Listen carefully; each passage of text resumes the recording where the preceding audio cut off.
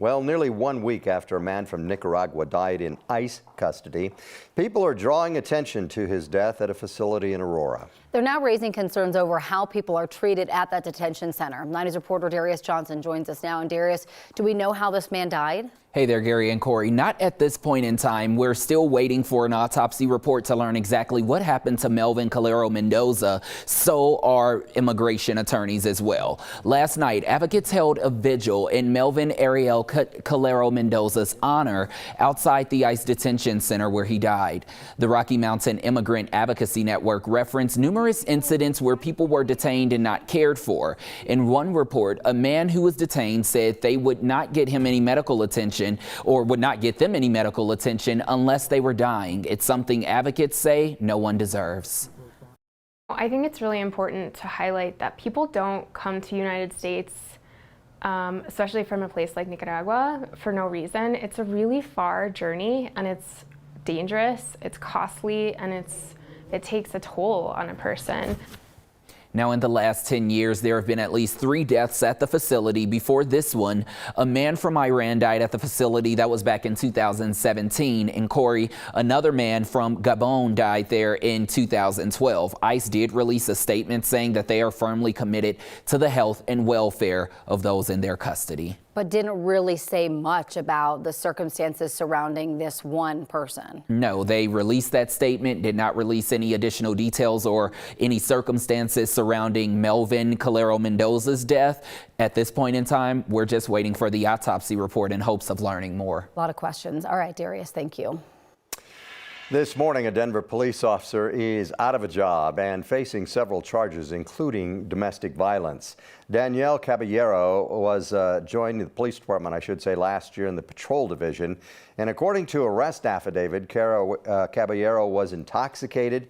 He pulled his girlfriend's hair, pointed a gun at her brother, and this was all at their home in Aurora on Saturday night.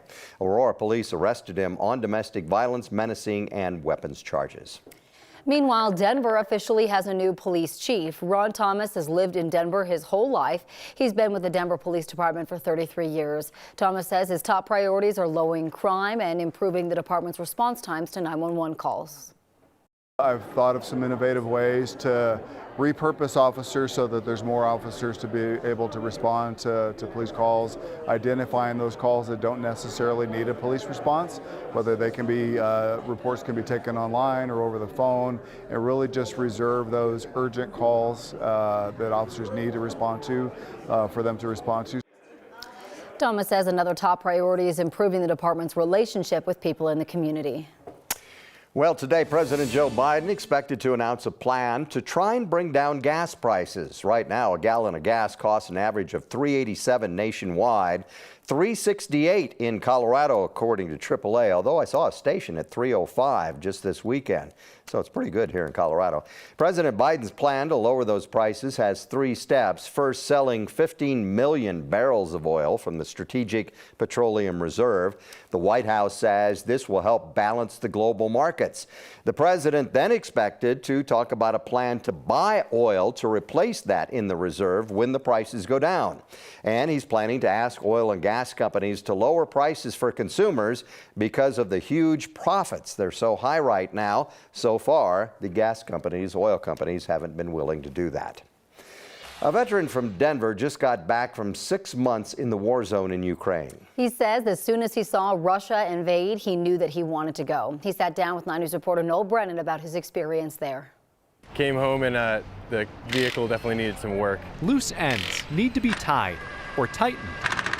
But Dan Taylor's attention is focused far away from a Denver tire shop. I've been in Ukraine for the last 6 months. Dan left for Ukraine on April 15th. We were training and it's raining outside, so we were like, we'll train inside today. The professional security guard spent 6 years in the Navy and figured he could share skills to help Ukrainians. So here are a few of the Ukrainians we were training. So I connected with Dark Horse Allies, which is an NGO that we have been training a lot of people in Ukraine through. A lot of stuff that we focus on is medical related. What your individual first aid kit should look like, how to use it in a quick manner, basic defensive tactics, familiarization with being on a battlefield. Dan says he and fellow military vets turned volunteers worked all over Ukraine and close to the front lines. Anytime there's a lull in conversation, you hear artillery just roaring on in the background. Dan says he funded his own stay and offered training for free. We're taking the knowledge that we have from our group and from people that have taught us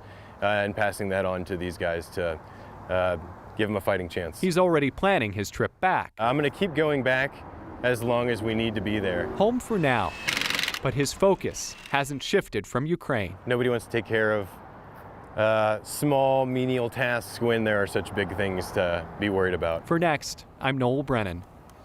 Dan says his work in Ukraine has become the focus of his life. He'd been saving up for a motorcycle before the war started, but spent that money to travel to Ukraine instead. And he tells us that he plans to go back as soon as possible. All right, we want to check the weather forecast one more time. Here's one thing you want to know about the weather today is we're going for a high of 75 degrees, but the normal high would be 64 degrees. Normal low 36, 86, the record high from 2003, and the record low second day in a row from 1916, it was 18 degrees.